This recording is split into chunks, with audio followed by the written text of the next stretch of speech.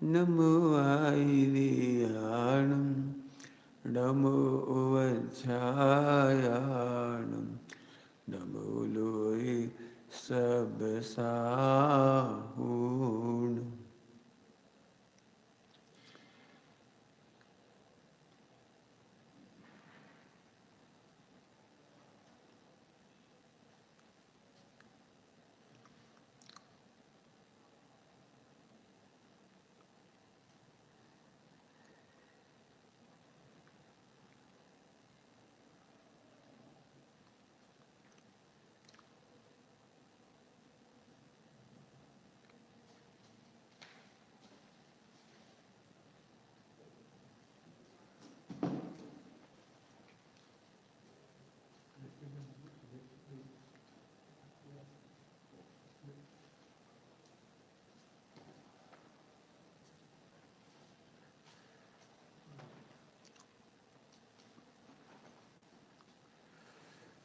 मोक्षमार्गस्य नेतारं भेतारं कर्मभूभृतां ज्ञातारं विश्वतत्त्वानां वन्दे तद्गुणलब्धये।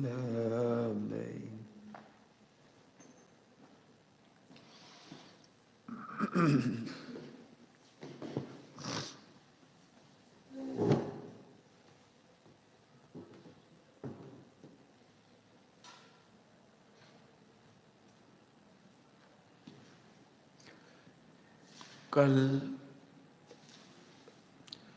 मोक्षु मंडल के लिए, मोक्षु समाज के लिए एक दुखद समाचार कहें या बैराग समाचार कहें,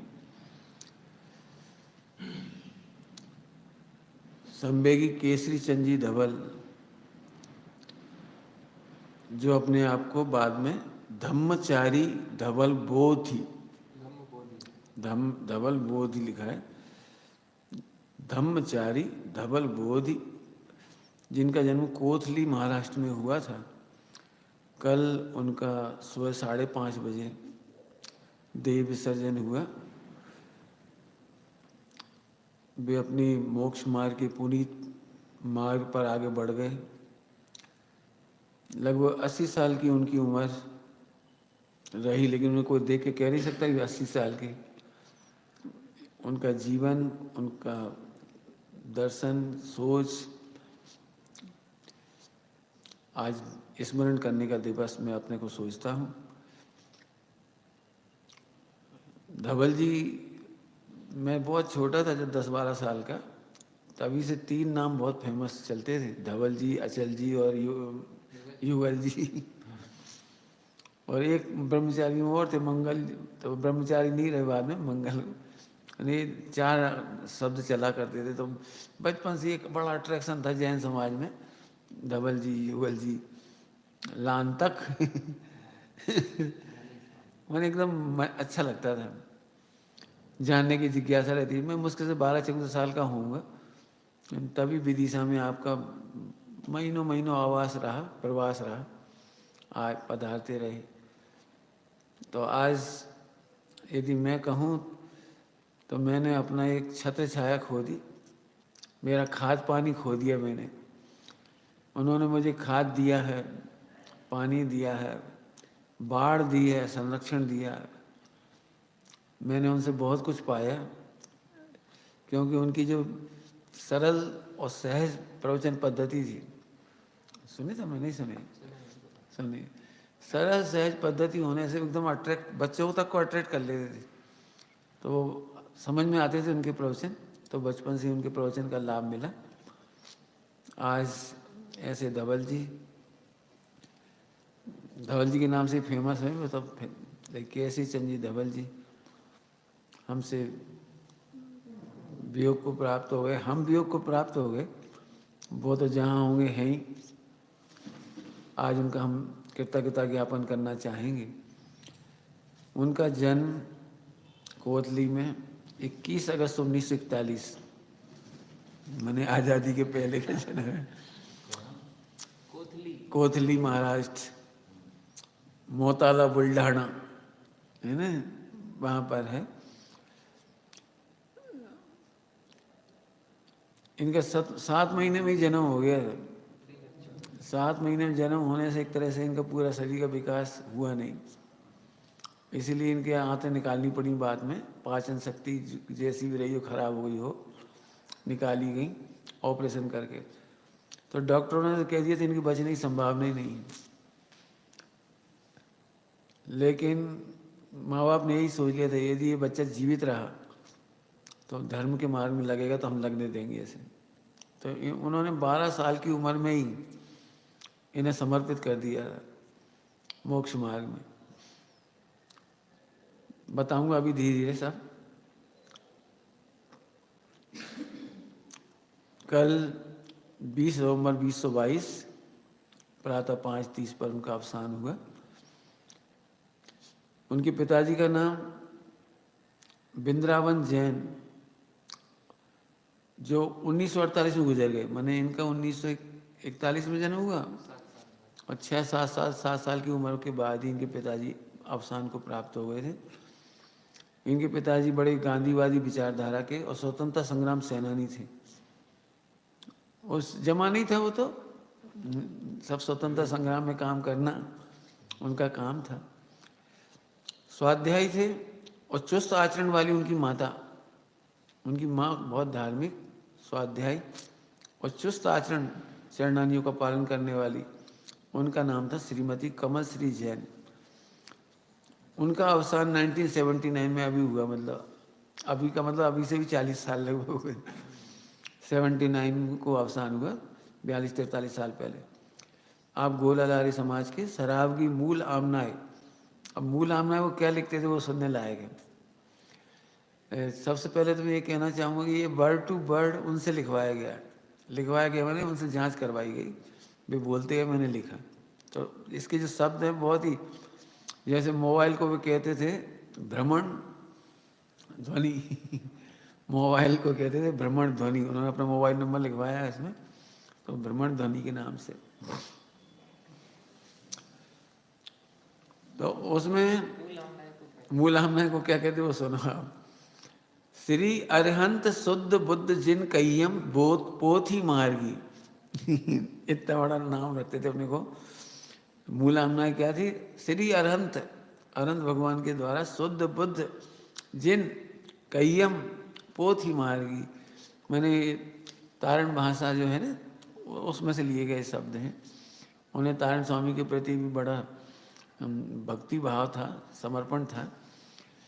उनकी बहन उनसे 8 साल बड़ी थी, उनका नाम दुर्गा देवी था। और एक छोटी बहन भी है पुष्पा देवी, जो 1944 में जन्मी, मैंने इनके बाद 3 साल बाद जन्मी। और 1994 में उनका अवसान भी हो गया। ये सारा परिचय उन्हीं से लिया था। उनकी लौकिक शिक्षा मैंने समझो 7 साल के बाद उनके पिताजी जब गुजरे उस साल उनकी पढ़ाई शुरू हुई। 7 साल की उम्र में, 8 साल की उम्र में, 7 साल की उम्र में। तो 15/3/48 उन्होंने डेट तक लिखा है, 15/3/48 से 2/4/1956 तक मराठी कक्षा 7 तक। मैंने महाराष्ट्र में पढ़ाई हुई, तो कक्षा 7 तक उनकी पढ़ाई हुई। अलौकिक पढ़ाई उन्होंने खुद जो लिखवाई वो सुनने लायक बहुत ज़बरदस्त। अलौकिक पढ़ाई में आगे जिनागम धम्म शिक्षा गुरु, इन्होंने प्राकृत का प्रयोग किए हैं। इनको प्राकृत से बड़ा प्रेम। 15 भाषाएं आती थी इनको, 15 भाषाएं। आगे जिनागम धम्म शिक्षा गुरु, उनको यही कहना था हम अपने शिविरों में जिन धम्म शिविर नाम रखें ताकि हमारी प्राकृत का परिचय बना रहे लोगों को। हाँ, वो बताएंगे। आगे जिनागम धम्म शिक्षा गुरु श्वेतांबर स्थानक वासी राष्ट्र संत आचार्य आनंद ऋषि महाराज के पास इनकी पढ़ाई हुई। क्यों 12 साल की उम्र में इनको ही सौंप दिया था जो महाराज थे। और इस संप्रदाय से उनकी मुक्ति कब हुई? 1963 में। मैंने 41 और 53 में उनको सौंप दिया था। और 63, 10 साल उनके पास पढ़ाई की, लेकिन 10 साल बाद वहाँ से हमेशा के लिए छोड़ दिया। तो क्यों छोड़ दिया उसका कारण भी बताया उन्होंने कि जीव का लक्षण आश्रता तो मानते थे। मैंने मोह राग देश को जीव का लक्षण मानते थे, वहाँ पर। तो ये इन्हें समझ में नहीं आती थी बात। सिद्धों की वंदना के मामले में मतभेद था उनसे। क्रम आत्मशुद्धि का क्रम क्या था, या सिद्धों की वंदना क्रम का क्या था? सिद्धों की वंदना करना हो तो पहले ध्यान शुद्धि करो, फिर ज्ञान शुद्धि करो, फिर सम्यक्त शुद्धि करो, फिर जीवन शुद्धि और फिर चारित्र शुद्धि होती है। तो ये क्रम उन्हें पसंद नहीं था। इन बातों से मतभेद होने के कारण उन्होंने मुश्किल से, कितनी छोटी आयु हुई, 22 साल की उम्र में मतभेद होने से, मतलब परीक्षा प्रधान थी। मुझे ये कहना था कि धवल जी एक परीक्षा प्रधानी थी। बहुत कम विद्वान होते हैं जो परीक्षा करके जो सही लगता है वो उसे अपनाते चले जाए। जैसे प्रवचन करते समय मुख पट्टी लगा देते, ऐसे लगा देते, एक हाथ देखी तुमने, ऐसे ऐसे पढ़ ऐसे करते थे। तो वे कहते मुंह पट्टी इस पर नहीं लगा, मैंने इस पे नहीं लगा, इस पे तो थूक लगेगा और फिर अनंत पैदा जीव पैदा होंगे और फिर भाप से मरेंगे। जिनवाणी पर थूक नहीं गिरना चाहिए। जिन प्रतिमा पर जब भी हम अभिषेक करते हैं, प्रक्षाल करते हो, पाठ भी बोल रहे हैं, तो फिर पट्टी लगाना चाहिए। तो बुंदेलखंड में अभी भी रिवाज है, जब वो प्रक्षाल करते हो बोलते हुए करेंगे यदि, तो वो ऐसे पहन के ऐसे ऐसे बांध लेती हैं। ये मैंने भी देखा है। तो उनका कहना तो भले स्थानिक समाज ने मुंह पट्टी रखी है, तो वो सर्वथा गलत नहीं है, लेकिन बांधने की विधि गलत है। आप इस तरह से मत बांधो, इस तरह रखो ताकि जिनवाणी के बीच में आ जाए। तो मेरे ख्याल से एक ही विद्वान ऐसे थे जो अलग ही पहचाने जाते थे, बिल्कुल अपनी जिनवाणी के सामने बिल्कुल ऐसे ऐसे ऐसे, मैंने जिनवाणी पे ना गिरे, इस तरह से प्रवचन करते थे। पूरे टाइम 1 घंटा ऐसे रखते थे अपनी पट्टी। 1960 में चोपड़ा खानदेश में श्रीमती बयाबाई धमसैया राम मंदिर वाले की ओर से तारण स्वामी विरचित तारण त्रिवेणी भाषा टीका ब्रह्मचारी शीतल प्रसाद जी की प्राप्त हुई। इसका मतलब देखो क्या हुआ, श्वेतांबर में गुरुओं को सौंप दिया हमारा, अनंग ऋषि को, क्योंकि उस गांव में अनंग ऋषि आते थे महाराष्ट्र में, तो उन्हीं का परिचय था माता पिता को। 8 साल तक संतान नहीं हुई, बड़ी बहन 8 साल बड़ी थी, तो उनके पास गए होंगे सब, पूछा हुआ संतान, तो उन्होंने पूछा यदि संतान हुई तो उन्हें उम्मीद तो थी नहीं संतान होगी, 8 साल तक हुई नहीं थी। बोले होएगी तो हम धर्म में लगा देंगे धर्म को दिया तब इनका जन्म हुआ। तो इसीलिए जब बोल दिया था ना, तो 12 साल बाद वो आए और ले गए, सौंप दिया, पढ़ाया उन्होंने। लेकिन फिर जब उसके पहले तारण स्वामी के जो 3 ग्रंथ मिल गए 60 में, 62 में, 52 में नहीं, वो 62 में वो अलग हो गए थे ना, उनको छोड़ करके श्वेतांबर धर्म का त्याग कर दिया था। तो 60 में ग्रंथ मिल गए थे तारण त्रिवेणी। मैंने उनके जीवन पर क्रांति करने का बहुत बड़ा श्रेय ये तारण त्रिवेणी को जाता है, जिसमें कमलवती सी वगैरह 3 ग्रंथ हैं, उसको जाता है। उसे पढ़ने के बाद उसमें तो गजब बात लिखी हो, तो बहुत शुद्ध रत्नत्रय की बातें सीधी सीधी। तब फिर इसलिए मैं 2-3 साल में पढ़ करके मुझे लगता है कि उनके जीवन में सबसे बड़ा क्रांति हुई, और इसलिए पूरे जीवन तारण स्वामी के ग्रंथों पर उन्होंने बहुत काम किया, वो मैं बाद में बताऊंगा।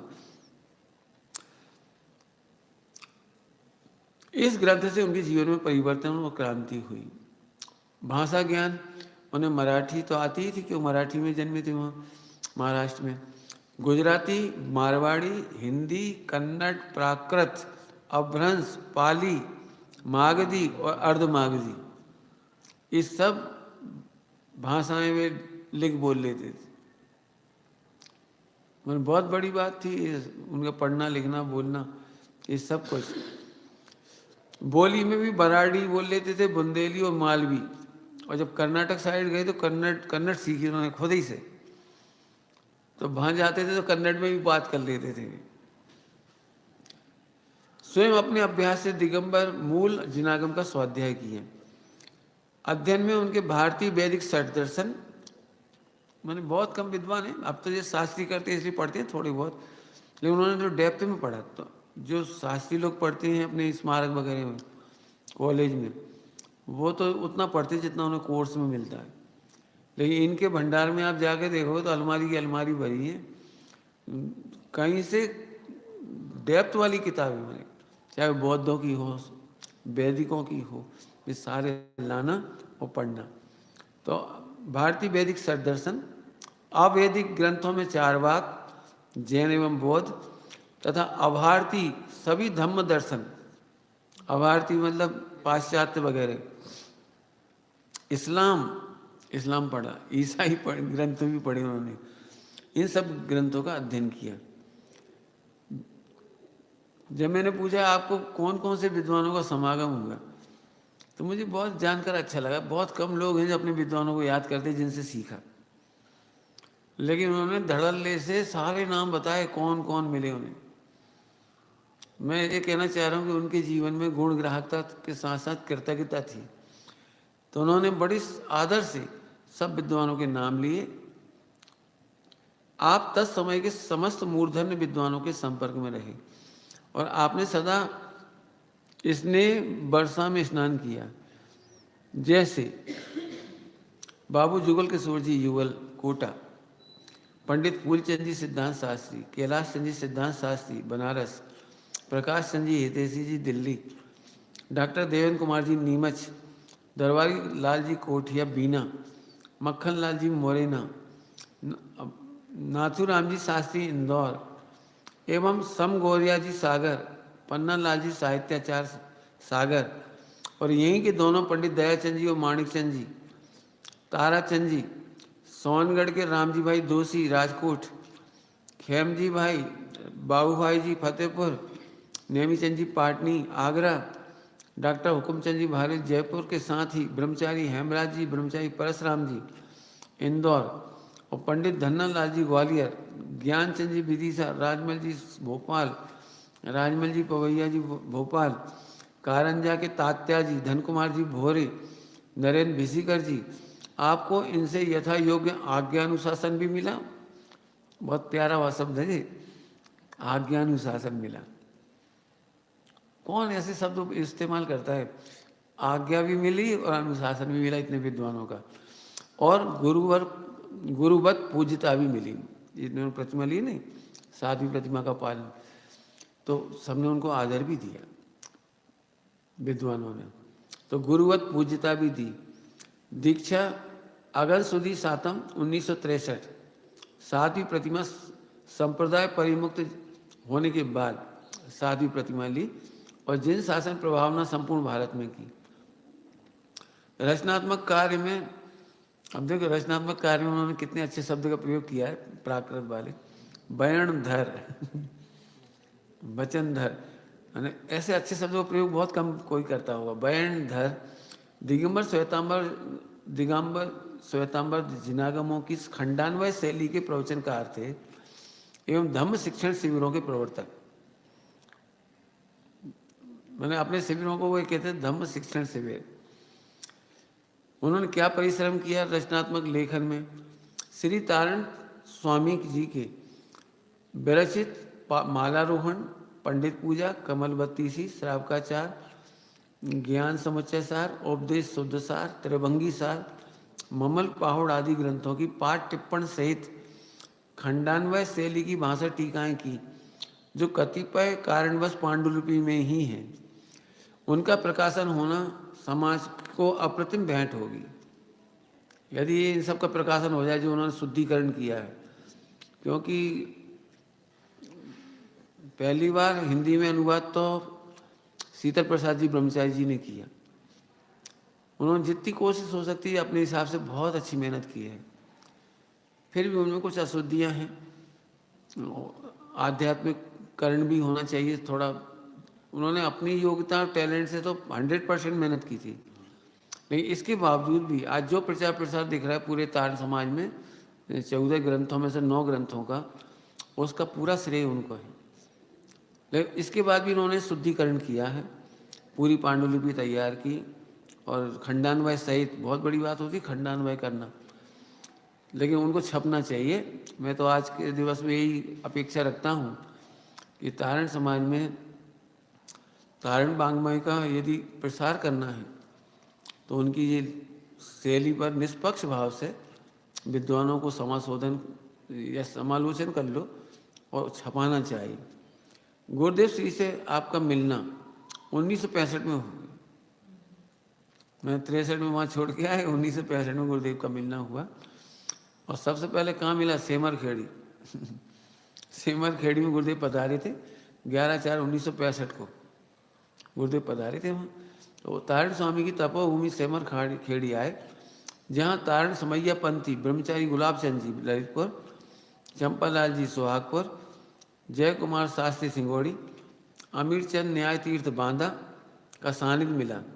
वहाँ से भगवान दास सोवालाल जी समैया उन्हें लेकर सागर आए। ये पहली बार ही हुआ सेमर खेड़ी आना और वहाँ से गुरुदेव का मिलना और फिर सागर में आना। उन्हीं के साथ स्वामी जी के संपर्क में 5 अप्रैल 1966 को सोनगढ़ गए थे। आपके परिवर्तन की कथा सुनकर स्वामी जी भी गदगद हो गए। 23 अप्रैल तक वहाँ रहे, 5 अप्रैल से 23 अप्रैल तक, मैंने 18-19 दिन वहाँ रहे। इस प्रथम मिलन में ही 6 द्रव्य, 5 अस्थिकाय, 7 तत्व, 9 पदार्थ, प्रमाण, नय, निक्षेप, अनेकांश, सयादवाद, 6 आवश्यक, अकाल मरण, काल द्रव्य, परिसंसारी, श्रीमद राजचंद, जाति स्मरण, ज्ञान की चर्चा आगम आधार से की। मैंने इतने तो विलक्षण थे नहीं, इतनी सारी चर्चाएं 18 दिन में कर ली स्वामी जी से। बैठे होंगे बार बार, तो ये सब चर्चाएं हुई बहुत जोरदार। तब से 1980 तक प्रति वर्ष शिविर में जाते रहे वहाँ। 65 से लेकर 80 तक लगातार शिविरों में जाते रहे वहाँ। और इनके भी प्रवचन वहाँ होते थे सोनगढ़ में। इनके प्रेरक प्रसंग बहुत जोरदार हैं, जिनमें से मैं कुछ की चर्चा करता हूँ। यदि उनके पूरी जीवन कथा लिखी जाए तो बहुत बड़ी होगी। उनके संघर्ष की कहानी, उनकी बीमारी की कहानी है ना, बहुत संघर्ष। माने ये किसी से दबते नहीं थे, माने इनकी विशेषता ये दबते नहीं, सारी दुनिया एक तरफ, जी अलग एक तरफ हो जाए। माने एक अलग ही व्यक्तित्व था इनका जोरदार। हमें उनकी समाधि कराने का अवसर परोक्ष ही मिल पाया, समझिए। प्रत्यक्ष उनका लाभ बहुत भावना थी। मैंने लगता नहीं था कि इतनी जल्दी आई, क्योंकि उनके देख के ऐसा लगता नहीं, बहुत कम से कम 15-20 किलोमीटर रोज घूमते थे। अपने काम सारे खुद करते, पूरे A to Z। मैंने उनका एक कमरा था और सामने इतनी बड़ी छत थी, समझ लीजिए, जितना ये हॉल है इसकी आधा बराबर समझ लीजिए। तो ऐसा नहीं कि अपना कमरा साफ कर लिए छुट्टी हुई, इधर झाड़ू लगाने के लिए किसी को लगाओ, स्वयं उठकर स्वयं पूरा झाड़ दे, साफ सफाई मेंटेन। तो हमने देखा, हम ठहरे हुए थे उनके बगल में, हमें जी क्या कर रहे, अल्लाह हम झाड़ देते, तुम झाड़ दे। मैंने उन्हें बिल्कुल जी नहीं, तुम झाड़ो या मत झाड़ो, वो झाड़ते। सफाई करने से लेकर के, स्वयं की दवाइयाँ कूटने से लेकर के, सोधने से लेकर के, दूध उबालना, अपनी औषधियाँ तैयार करना, कपड़े रोजाना धोना। अभी पूरे उम्र में ये समझ लो आखिरी भी किसी ने कपड़े निचोड़े तो इस पर भी उनकी इच्छा नहीं थी कोई कपड़ा धोए। बता रहे थे अनिल, वो कपड़े नहीं धुलवाना चाह रहे, क्योंकि उन्होंने पूरे जीवन अपने हाथों से कपड़े धोए। इतना सा भी प्रमाद नहीं, मैंने खुद की ही छत है समझ लीजिए। तो अभी रोज रस्सी जाएंगे, बांधेंगे, कपड़ा सुखाएंगे, क्लिप लगाएंगे, समय से उतार के लाएंगे, पूरी रस्सी पर खोलेंगे और बिल्कुल तय, उनकी तय करने का तरीका। आप उनका कमरा जाके देखो, इतना छोटा कमरा और इतना सामान रखा है कि कल्पना भी नहीं कर सकते कितना सामान रखा है और व्यवस्थित। एक ग्रंथ का नाम लो तो इतनी अलमारियों से निकाल फटाफट दिखा देंगे। तो पूरा कमरा सुव्यवस्थित एकदम बैल, मैंने अभी आखिरी तक पूरा उनका जबरदस्त रहा। दिगंबर जैन समाज में निश्चय व्यवहार के कारण जगह जगह विसंवाद के समय आपने सारे देश में जाकर अपने तर्क और युक्तियों, दृष्टांत शैली से बड़ी प्रभावना की। मुझे समझो कि ये पूरा अपना सिलवानी वगैरह तुम्हारा ये सब पूरा बुंदेलखंड इधर का जो कवर किया उन्होंने, टीका वो क्या नटेरन क्या टीक क्या अच्छे नाम है वहाँ पे सब, पचमढ़ी वगैरह उस साइड पूरे। मैंने तारण समाज में शुरुआत प्रभाव प्रवचन की बहुत बड़ी अभी हुए तुम्हारे ज्ञानानंद जी वगैरह। तो ये सब जो हुए अभी हुए, उनके पहले कोई था ही नहीं है। उन्होंने विद्वानों नाम दिए कोई नहीं, तो एक इनकी धमाल थी पूरी। पूरे क्षेत्र में महीनों महीनों रुक करके खूब प्रवचन के प्रसंग, और उनके निमित्त से काफ़ी बैरागी ब्रह्मचारी वगैरह बने। फिर ये सब उन्हीं से पढ़ के निकले आगे, जितने भी निकले वहाँ से। तो पूरे समाज में जाकर के गुरुदेव के तत्व ज्ञान की विरोध तो चलता है, इनकी वजह से वहाँ प्रभावना चालू हुई। तो अपने तर्क और युक्तियों से, दृष्टांत से प्रभावना की। गुरुदेव श्री को भी पसंद थे तो सुनाया करते थे कि गुरुदेव श्री उनको अल्या कह के बुलाते थे। आपके यहाँ अल्या बोलते होंगे, मराठी में क्या बोलते होंगे? बच्चों को अल्या, अल्या, छोटे बच्चों को जो भी हो, या गुजराती में बोलते हुए अल्या, तो वो सुनाते थे अल्या अल्या अल्या बोलते थे उनको, छोटे थे।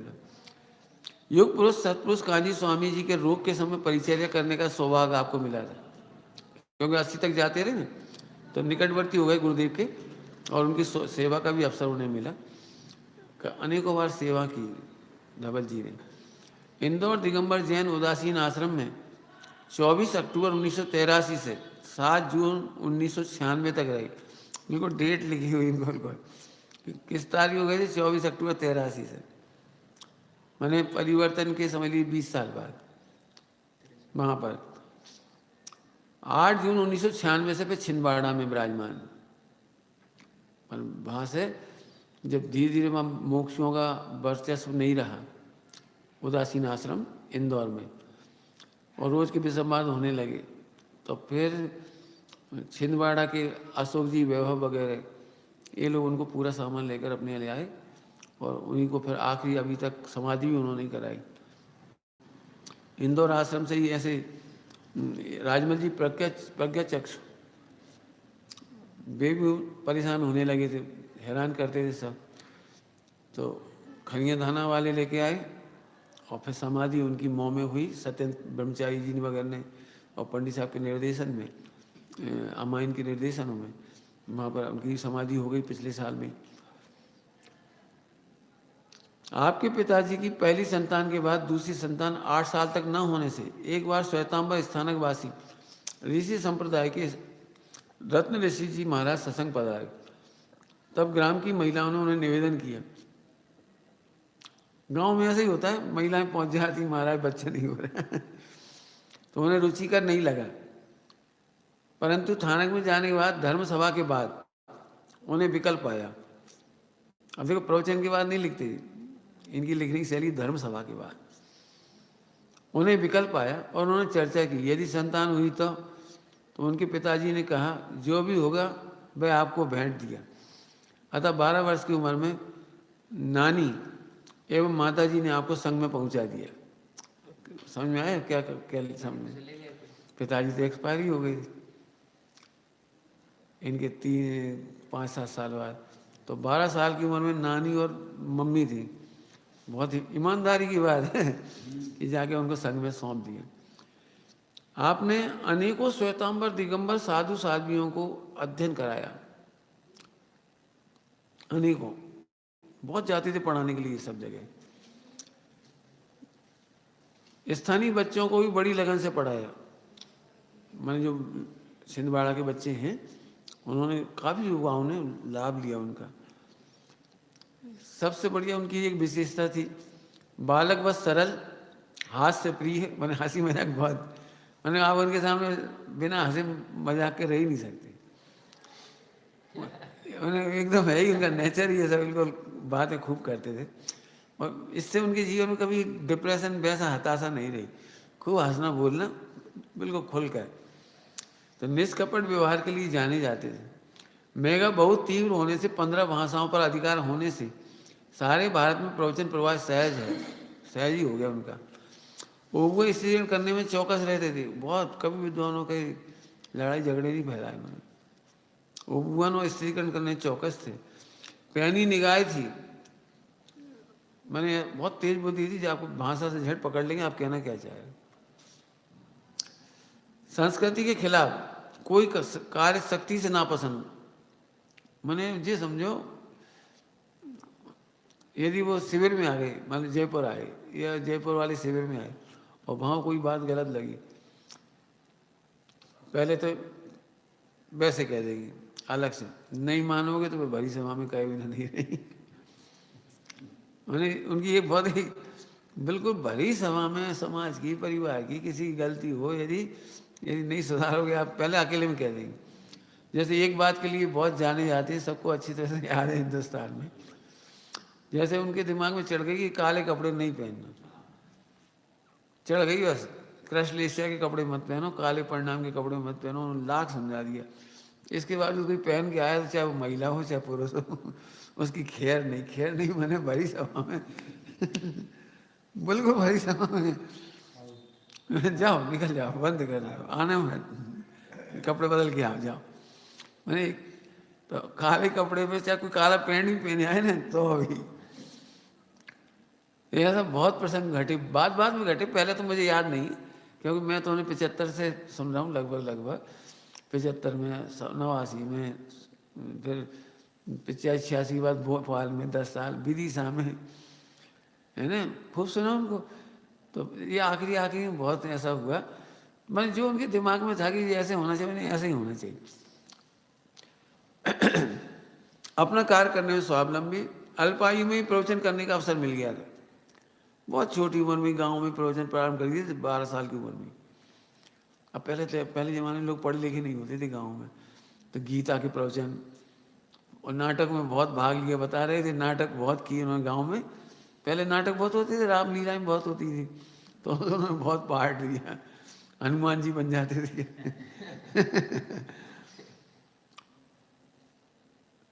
दिगंबर श्वेतांबर समय्य समाज, जैनेतर समाज में भी, अजैनों में भी आपका सम्मान रहा। मैंने छिंदवाड़ा के मुसलमान तक उनसे बात करते थे, इन्हें बाइबल उसका पता था ना सब, कुरान की, तो उनसे भी खूब अच्छे से बातें करते थे, खूब बताते थे, मतलब बहुत अच्छी अच्छी बातें बताते थे। 1971 में धवल जी पधारे थे पहली बार छिंदवाड़ा पहली बार पधारे थे।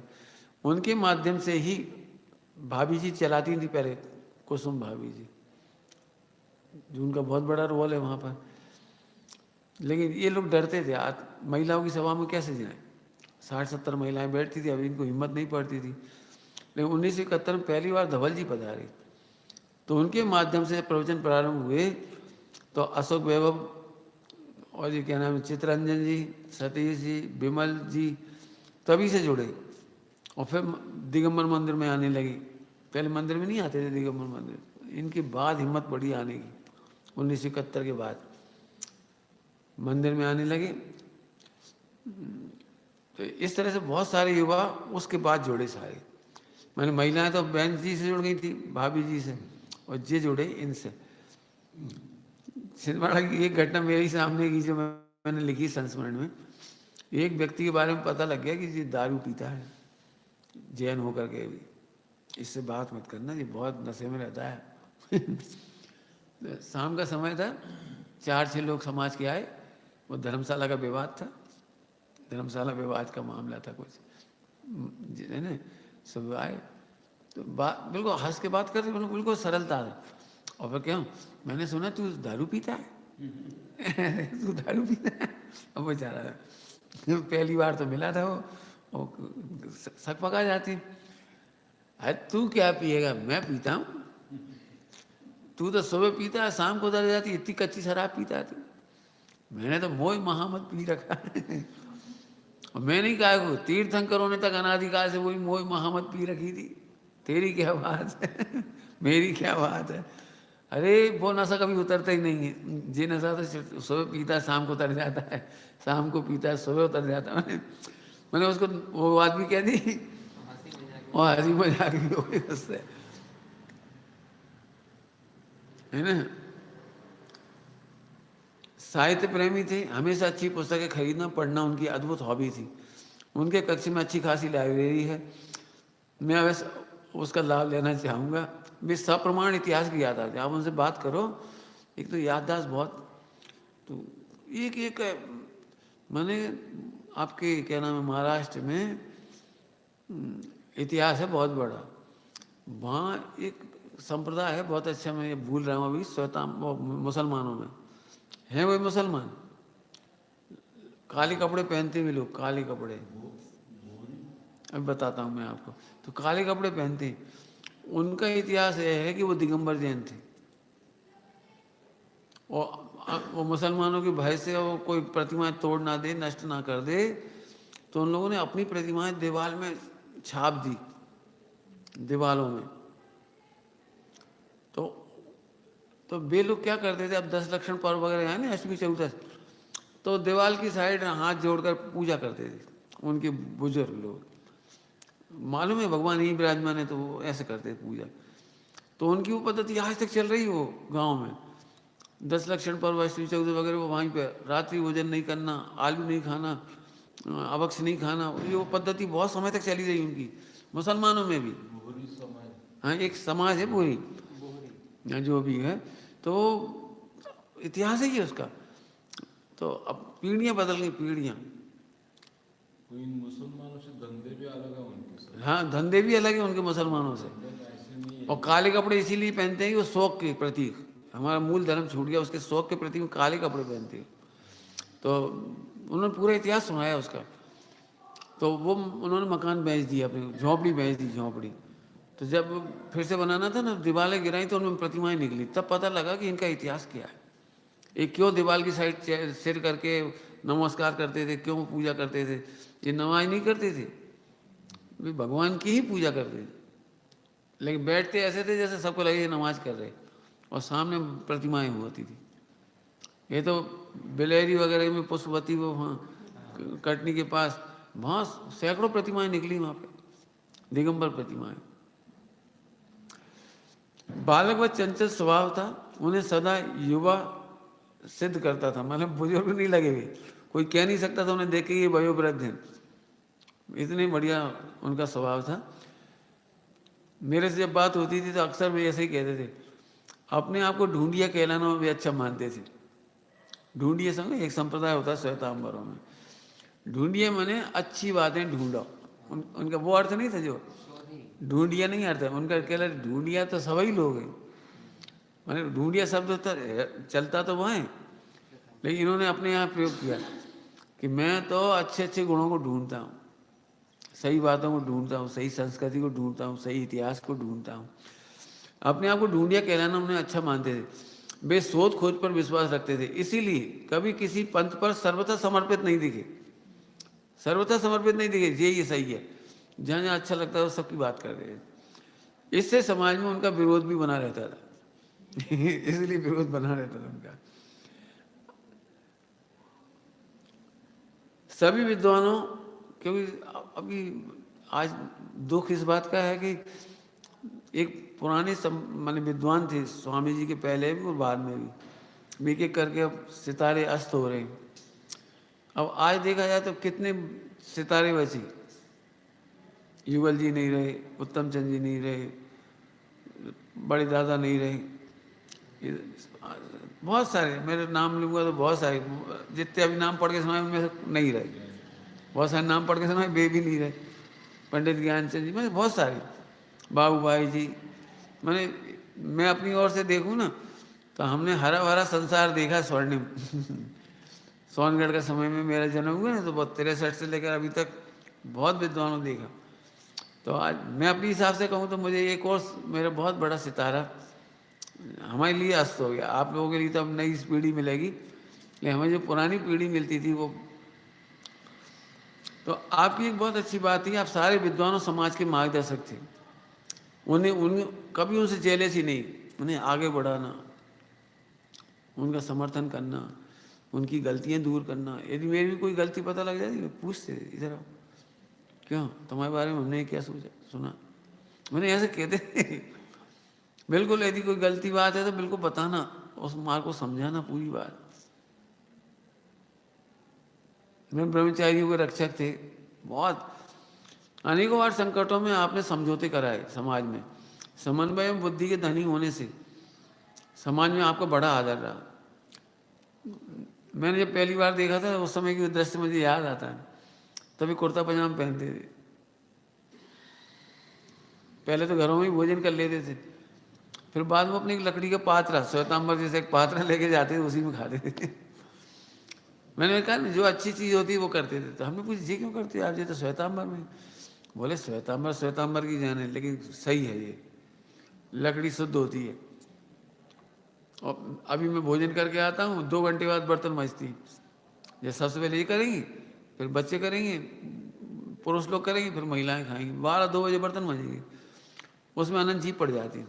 वो थाली रहती है, जूठी रखी रह जाएगी, वो 3 घंटे 4 घंटे बाद उसमें जी पड़ जाएंगे अनंत। नहीं, अपनी लाओ, अपनी माँ। पहले एक थाली ले जाती थी, स्टील की थाली थी, पहले मैंने देखा भोपाल में, तो अपनी थाली निकाली, धोया, हाल के हाल माजा, धोया और ले आए वापस।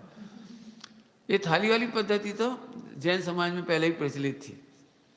हम लोगों ने थालियों में भोजन किया है पहले, अपने घर से ले जाते थे जो पंगत वगैरह होती थी इंदौर में और विदिशा में भी, तो सब अपनी अपनी थाली ले जाते थे। जिन्हें पत्तल में नहीं खाना रहता था ना, पत्तल वो होती थी पत्तों वाली, तो अपनी थाली ले जाते थे। तो वही पद्धति उन्होंने सही जान करके पहले थाली रखी, बाद में अपने कटोरे रखे, उसी में भोजन किया। छुट्टी न तुम्हारे 10 बर्तन एक ही में डलवा लेते सब, मैंने छुल्लक जैसा भोजन सब एक ही में ले लेते हैं, ना एक्स्ट्रा चाहिए ना फेंके, फटाफट ढलवाए ले लेते थे। 1975 पहले मैंने उन्हें कुर्ता पजामा पहनते देखा था, फिर विदिशा में आपका लाभ लिया, बाद में तो मैंने बताया ये सब जगह आपका। भोपाल में आए थे शिविर में। हाँ आए ना, भोपाल शिविर में थे। हाँ भोपाल शिविर बता रहे थे, वो भोपाल शिविर में रहे थे उस समय, 18 दिन का जो शिविर था।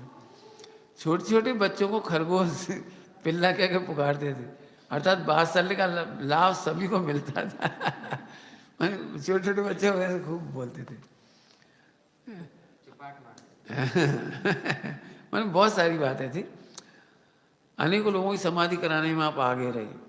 स्वामी जी की परिचर्या मैंने बताया था ना, आपको हृदय के कोमल थे, भावुक होकर आंखों में आंसू भर आते थे, याद करते किसी बात की तो आंसू भर आते थे। आप बहुत सेवाभावी रहे, अपने अपने अनुभवों को समझ समाज को दिए। अंत समय तक 3 छात्रों, जहाँ तक मुझे ज्ञात है, उनकी बहुत सेवा, रोज दुकान छोड़ के भी चले गए उनके पास, क्योंकि इतना नीचे का शरीर डेड हो गया था, तो लैट्रिन में जा नहीं सकते थे, बाथरूम जा नहीं सकते थे, उन्हें कराना पड़ती थी बाथरूम लैट्रिन आखिरी में। लेकिन बच्चों ने उनकी खूब सेवा की, कपड़े धोए, सब काम किया उनका। और फिर आखिरी में अनिल जी यहाँ से पहुँच गए थे, तो अभी उन्होंने पूरी समाधि यहाँ से पूछ कर की, पूछ लेते थे, मार्गदर्शन ले लेते थे क्या करना नहीं करना। तो अंदेशा तो आ ही चुका था इस बात का कि क्यों, जैसे पेट पूरा साफ हो जाए ना एकदम और सूजन उतर जाए, तो ये लक्षण होता है कि बस समाधि का समय आ गया। सबसे अच्छी बात यह, बहुत खुशी की, एक ब्रह्मचारी की समाज ने बहुत अच्छे से समाधि कराई। ये बात बहुत प्रशंसनीय है, जबरदस्त प्रशंसनीय है, जबरदस्त। मैंने ब्रह्मचारी त्यागियों का संरक्षण करना और उनकी अंत में निर्दोष समाधि कराना। उन्हें एलोपैथी नहीं दी, हॉस्पिटल में भर्ती नहीं कराया, उनके नियम नहीं तोड़े, और जिस तरह से समाधि होनी चाहिए क्रम से उनकी समाधि करा दी। इस बात के लिए छिंदवाड़ा समाज और वहाँ के युवक, खासतौर से युवक, वे अत्यंत प्रशंसा के पात्र हैं। ऐसी समाधि हमको, आपको, सबको सहज सुलभ हो, इसी भावना से उनका स्मरण अभी अपन ने किया है। 15 मिनट और अपनी चर्चा लेंगे, स्वाध्याय करेंगे थोड़ी देर। उनका स्मरण किए बिना मन नहीं मानता, और सारी समाज को, देश को पता भी होना चाहिए कि एक बड़ा व्यक्तित्व, मैं समझता हूँ कि हो सकता है नई समाज को आज वो फर्क महसूस ना हो, लेकिन जो उनसे प्रभावित समाज है पूरे देश में, उन्हें आज एक बहुत बड़े अपूर्णीय क्षति का दिवस रहा कल। नए लोगों को उनके जीवन से सीखना चाहिए, इसलिए उनका जीवन बताया, अनुकरण करना चाहिए, शोधी खोजी बनना चाहिए, सेवाशील बनना चाहिए, समाधि करने की भावना रखना चाहिए। इसलिए ये सारी चर्चा अपन ने की।